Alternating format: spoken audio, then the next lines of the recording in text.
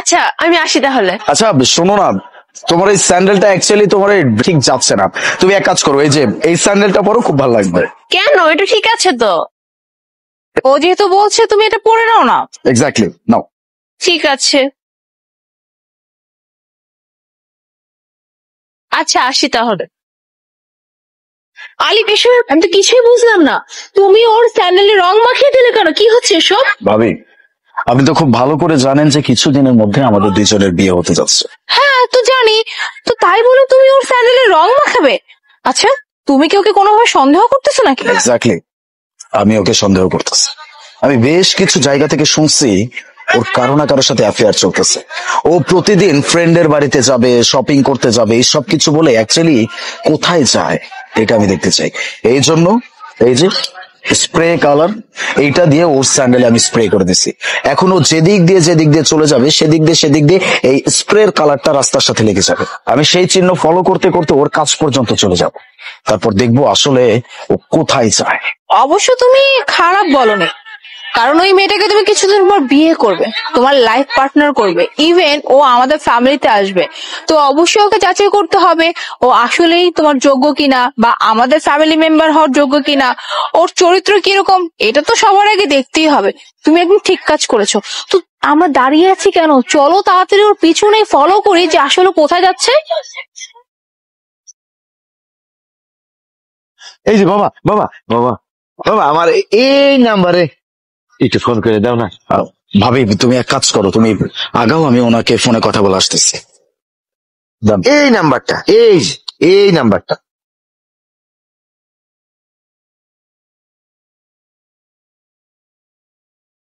Baby চলে আসছি। Baby আমি চলে আসছি। কতক্ষণ পরে আসছে? দেখো তো বাজে কয়টা, আমি সকাল থেকে তোমার জন্য ওয়েট করতেছি, আর তুমি এখন এসে বলতেছো বেবি আমি চলে আসছি।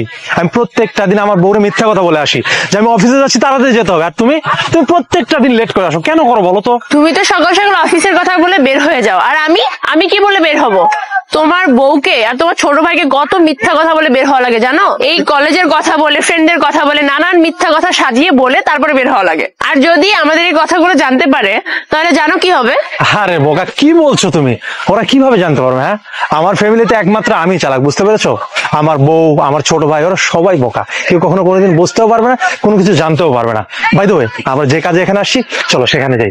হ্যাঁ যাবো, তার আগে আমার খুব পানি তেষ্টা লাগছে, একটু পানি খাওয়াবা? পানি না? আচ্ছা ঠিক আছে, তুমি এখানে দাঁড়াও, আমি এক্ষুনি তোমার জন্য পানি নিয়ে আসতেছি। ওকে? মুস্কান চিট করতেছে, তাও কিনা আমার হাজবেন্ডের সাথে, মানে মারুফ মুস্কানের সাথে অ্যাফেয়ার করতেছে। ছি ছি ছি, মানে এত বড় জঘন্যমূলক কাজ এই দুইটা মানুষ কি করে করতে পারলো? আমাকে আলিফকে দুইজনেই ঠকাইছে। আজকে তো আমি ওকে ছাড়বো না। কি ব্যাপার মুস্কান, তুমি না বাসা থেকে বলে বের হচ্ছ তুমি তোমার ফ্রেন্ডের সাথে বের হচ্ছ, তাহলে তুমি এখানে কি করো? আমি ফ্রেন্ডের বাসায় যাবো বলে আসি, আমার ফ্রেন্ডের জন্য ওয়েট করতেছি। আমি কি, তুমি তোমার ফ্রেন্ডের জন্য অপেক্ষা করতেছো? সত্যি করে বল, তুই কি তোর ফ্রেন্ডের জন্য অপেক্ষা করছিস নাকি তুই আমার হাজবেন্ডের জন্য, মানে তোর বয়ফ্রেন্ডের জন্য অপেক্ষা করছিস? কোনটা? মানে কি বলতেছো ভাবি এগুলা? কি অবাক হচ্ছিস তাই না? শোন, আমি না এখানে লুকিয়ে থেকে আমি সবকিছু দেখে ফেলেছি। তুই এখানে কার সাথে কি কথা বলছিস? তোর লজ্জা করলো না? হ্যাঁ, তুই জানতি না ও বিবাহিত, ওর বউ আছে, হ্যাঁ, আর ও আমার হাজবেন্ড?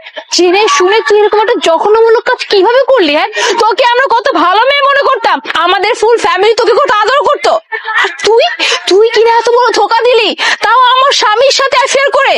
আর আলিফের সাথে তো তুই অ্যাফেয়ার করছিস তাই না? মানে একই সাথে দুইজনকে ধোকা দিলি, লজ্জা করলো না? হ্যাঁ, তুই তো সবই জানতি, কেন করলি এরকমটা? হ্যাঁ, এখন চুপচাপ দাঁড়িয়ে আছে। তোর মতো মেয়েদেরকে না আসলে আমাদের চেনা ভুল হয়েছে, বুঝতে পারলি? ভাবছিস কি তুই এগুলো করে পার পেয়ে যাবি? আর আমার স্বামীর কথা তো বাদ দিলাম, তুই কি এই জঘন্যমূলক কাজ করলি? হ্যাঁ, যেখানে জানতি যে আমার স্বামী বিবাহিত, তার স্ত্রী আছে, তুই এখন নিশ্চয়ই মনে মনে এটা ভাবছিস কি ব্যাপার, ভাবি এখানে কি করে আসলো, এত কিছু কি করে জানলো?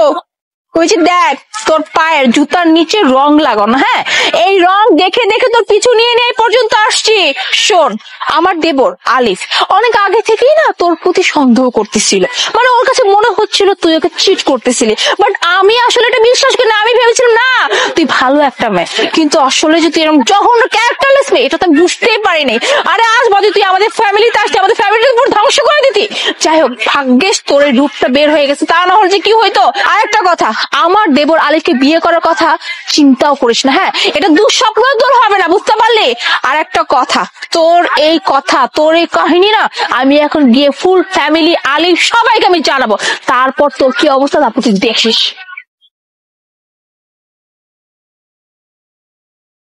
হাবিব, আপনি এখানে চলে আসছেন কেন?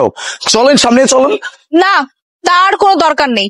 আমি তোমার গার্লফ্রেন্ডের কাছে গিয়েছিলাম, ওর সাথে আমার কথাও হয়েছে, আর যা কিছু দেখার আমি নিজের চোখে দেখেছি। আর শোনো, তোমার সাথে আমার কোনো কথা নেই।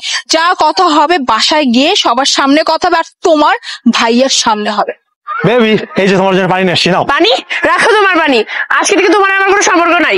আরে বেবি, কি হয়েছে? কোনো প্রবলেম আমাকে বলো, আমি সমস্যার সমাধান করতেছি। অত খুলে দিলে মনে লাগবে না। তুমি তোমার রাস্তায় যাবে, আমি আমার রাস্তায় যাবো। আর আজকে থেকে তোমার সাথে আমার কোনো যোগাযোগ হবে না, আর তুমি আমার সাথে কোনো যোগাযোগ রাখবে না। আরে বেবি